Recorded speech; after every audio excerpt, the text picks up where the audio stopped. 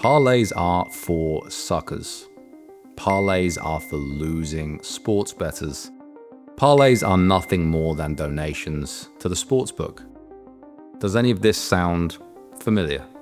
What's up everyone, I am August Young, professional sports bettor, and in today's video we're going to talk about parlays and how you can actually win betting parlays and how the math backs it up. Now I am going to try and keep this as simple as possible guys, but we are going to be diving into some numbers at some point, so lock in, pay attention, and let's get to this. But before we dive in guys, for those of you who do not know me, I am a professional sports bettor that makes my primary source of income from betting on sports. I have an extensive background in mathematics and statistics, data science and coding, all which I use to create predictive winning models. So I assure you, you are in good hands here. Now, first of all, let's talk about the elephant in the room, which is of course what I mentioned in the beginning, that parlays are nothing more than sucker bets for losing sports bettors. Now, the problem with that kind of statement is that it's a truth claim. However, it's simply untrue. Now, there's no doubt almost every single losing sports bettor bets parlays. It's absolutely a big portion of their losses, and it's obvious why the sportsbooks are pushing us to play parlays. However, the reason for this and the reason for the losses is not always properly understood here. And this is especially true amongst recreational bettors. And I'm going to let you guys in on a secret which the bookies like to keep very quiet about. So let's talk about why most sports bettors lose betting parlays. And it comes down to the fact, first and foremost, that they are losing sports bettors anyway. At -110, the average losing sports bettor has a negative 4.55% edge based on the bookmaker's VIG. Now that 4.55% bookmaker VIG is essentially a tax that the bookies put on their odds to ensure they always have the edge and have the advantage. This essentially means for every $100 bet, the average 50-50 coin flip sports bettor is expected to lose around $4.55. Now, of course, we go through hot and cold streaks. This isn't always the way. But let me tell you, over thousands of bets and a large sample size, it will truly shock many of you how efficient this market is and how close the math actually works out. The average sports bettor over the course of a lifetime on straight wagers at -110 odds is paying back around $4.55 per $100 they bet. When it comes to parlays, they simply compound this negative edge in favor of the bookmaker. And to illustrate this point, I want to dive into some grade school algebra, so please stick with me on this point. So if B equals amount bet, let's stick with $100 for simple math, and P equals profit if the bet won. Here, that would be around $90.91.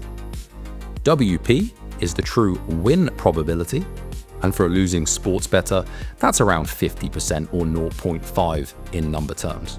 So the EV equals expected value divided by the profit in dollars, and this is our expected return on investment. So EV equals WP times P minus 1 minus WP times B. I know that's quite confusing, but we'll just slot the numbers in there to work out the EV. It works out right in line with the bookmaker VIG to be around minus $4.55. However, as a losing sports bettor, if you add in a team and make it a two-leg parlay, the probability in EV is simply squared. So what was a 50% win probability for you now becomes a 25% win probability. So everything is compounded, everything is squared. So your new expected return on investment is as follows. ROI squared equals the EV squared divided by B, which equals negative 8.88%. This now means for every $100 you bet on that two-leg parlay, you are now expected to lose $8.88, even worse. And the more legs you add to the parlay, the more it falls off. So if you had a 3-leg, 3-teamer parlay, you would now cube these numbers. And the expected ROI here would now be approximately minus 13%. So as mentioned before, that means on every $100 you bet, you would expect now to lose $13 and so on. As you can see, this gets ugly real fast. However, not all is lost, guys. This is the part that the bookmakers like to keep quiet. The exact same thing is happening in reverse for a positive edge when we have a winning sports bettor.